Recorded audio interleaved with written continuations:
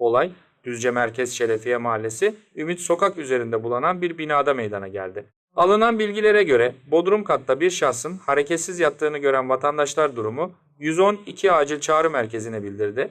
İhbar üzerine bölgeye sağlık ve polis ekiplerine sevk edildi. Sağlık ekipleri yaptığı ilk kontrollerde şahsın hayatını kaybettiği belirlendi. Polis ekipleri olay yerinde geniş güvenlik önlemleri alırken cesedin kimliğinin tespit edilmesi için isim belirleme çalışmaları yapıldı. Yapılan çalışmada şahsın 36 yaşındaki Zeki Onur Garip olduğu belirlendi. Olayla ilgili inceleme sürerken kesin ölüm nedeni yapılacak otopsinin ardından netlik kazanacak.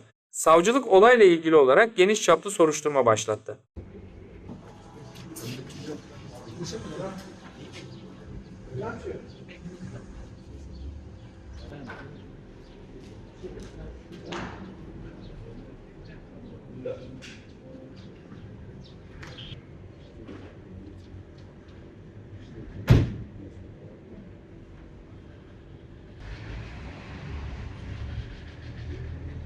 Olmuş bir yeri mi kesilmiş? Sırtında kesik mi var?